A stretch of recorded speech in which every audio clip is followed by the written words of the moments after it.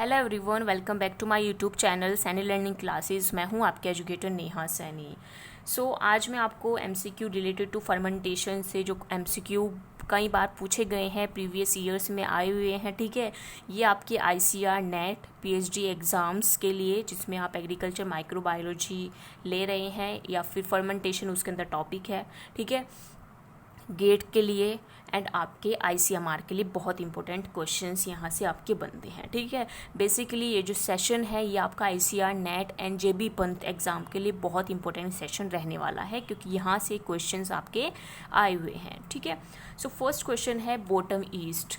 जो bottom east है वो क्या प्रोड्यूस करती है, मतलब बॉटम ईस्ट किस लिए यूज़ की जाती है, वो अल्कोहल के प्रोडक्शन के लिए यूज़ की जाती है। ये क्वेश्चन इसी साल 2020 में आईसीआर जेआरएफ एंड एसआरएफ का जो एग्ज़ाम हुआ है, ठीक है, उसमें पूछा गया है बॉटम ईस्ट का प्रोडक्शन किस लिए किया जाता है, मतलब किस लिए बॉटम ईस्ट को हम यूज़ करते हैं। अल्कोहल के प्रोडक्शन के लिए हम बॉटम ईस्ट को यूज़ करते हैं, ठीक है।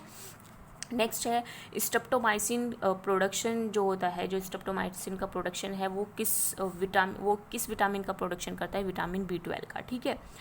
नेक्स्ट है सबमर्ज्ड फर्मेंटेशन। सबमर्ज्ड फर्मेंटेशन क्या होते हैं, बैच एंड कॉन्टिन्यूस फर्मेंटेशंस होते हैं।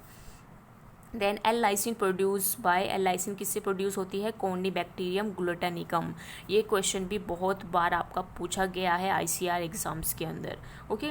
नेक्स्ट है method use to get immobilize enzyme. ये भी बहुत इंपॉर्टेंट क्वेश्चन है, ये भी आपका क्वेश्चन गेट के अंदर भी आया हुआ है और आपके आईसीआर नेट के अंदर भी आया हुआ है, जिसमें आपका मेथड्स दिए गए हैं इमोबिलाइज एंजाइम के, कि इमोबिलाइज एंजाइम को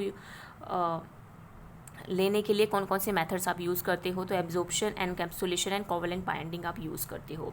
नेक्स्ट है cellulose are produce from. Cellulose किससे प्रोड्यूस होती है, ट्राइकोडर्मा से। नेक्स्ट है आप विटामिन B12 में अगर आप इंडस्ट्रियल प्रोडक्शन करा रहे हो विटामिन B12, तो आप किस माइक्रो ऑर्गेनिज्म का यूज़ करोगे, प्रोपिनोबैक्टीरियम एंड सुडोमोनास का, ठीक है। नेक्स्ट इथेनॉल प्रोडक्शन के लिए आप किस माइक्रो ऑर्गेनिज्म का यूज़ करते हो, क्लोस्ट्रीडियम एसिटोबुटाइलिकम, ठीक है। Then raw material for citric acid production is, raw material क्या होता है सिट्रिक एसिड प्रोडक्शन के लिए, वो क्या आपका कॉर्न है। देन सिट्रिक एसिड पीएच जो मेंटेन की जाती है वो कितने पे मेंटेन की जाती है, 5 to 6 पे जो आपकी सिट्रिक एसिड है उसकी पीएच मेंटेन की जाती है, ठीक है। नेक्स्ट कितना टेम्परेचर आप रखते हो जब आप सिट्रिक एसिड का प्रोडक्शन करते हो, तो 25 to 30 डिग्री सेल्सियस आपका टेम्परेचर रखा जाता है। नेक्स्ट है penicillin produce in large scale. जो पेनिसिलिन है वो प्रोड्यूस की जाती है लार्ज स्केल पे, ठीक है। तो वो कौन सी पेनिसिलिन है जो कि लार्ज स्केल पे प्रोड्यूस की जाती है, वो है आपकी पेनिसिलिन G। नेक्स्ट है fungi strain used for large production of penicillin is. जो फंजाई यूज की जाती है लार्ज प्रोडक्शन ऑफ पेनिसिलिन के लिए, वो कौन सी फंजाई है, वो है आपकी पेनिसिलियम क्राइसोजेनम, ठीक है। देन नेक्स्ट क्वेश्चन है 6 amino penicillic acid prepared by penicillin species. जो 6 अमाइनो पेनिसिलिक एसिड प्रिपेयर की जाती है पेनिसिलिन स्पीसीज से, वो क्या है आपके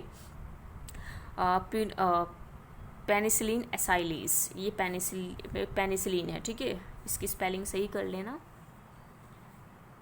ये आपका पेनिसिलिन एसाइलीस है, ठीक है। नेक्स्ट है आप कितनी पीएच मेंटेन कर के रखते हो पेनिसिलिन के प्रोडक्शन के टाइम पे। तो 6.5 पीएच जो है वो पेनिसिलिन के प्रोडक्शन के टाइम पे मेंटेन करके रखी जाती है।